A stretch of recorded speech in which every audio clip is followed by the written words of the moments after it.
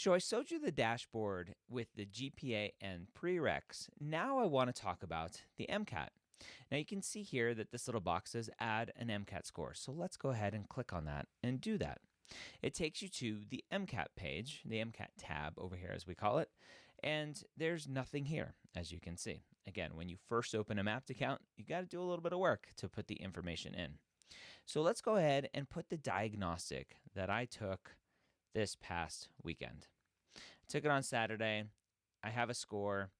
I got a 123 in Chem Phys. I got a 124 in Cars. I did really well. I did okay in Biochem. And let's say I did really well in Psych-Soc somehow. It was a practice test, and it was a blueprint test. It was their free full-length one. And I'm going to put in here reflections, right? Reflections are very important to keep track of everything that you're doing. I forgot to eat breakfast. Oh, well, sad face. Now, I'm not going to put the percentile ranges for this one, but you can do that as well. So I'm going to click Save, and you can see that I have my test here. Let's go back to the dashboard and see what that does. So now you can see I have a graph here as well, and it looks very similar in colors to the GPA graph. But it doesn't look very exciting yet because it's just one single data point, and you can see each of the subsection scores are on there, and there's no total trend yet because it's only one test. So let's go ahead and add a second MCAT.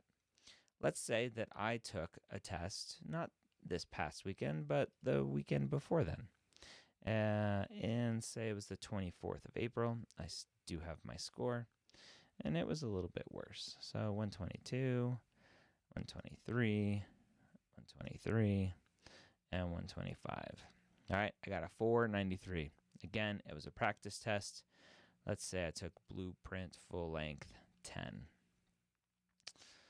And in my reflection, didn't know anything. Okay. And I'm going to click Save. And now, again, you see the two tests here. You can, anywhere in Mapped where you see the two arrows side by side in tables, you can click those and sort. So it's sorting by the date. And if I go back to my dashboard now we can start to see some trend lines. And this is the nice thing, right? We want to see that nice up and to the right trend line showing where I'm going. And very similar, I can change from total scores to section scores, from my 493 to my 501, or go back to my section scores. And again, similar to the GPA graph, I can click these and show just what I want to show.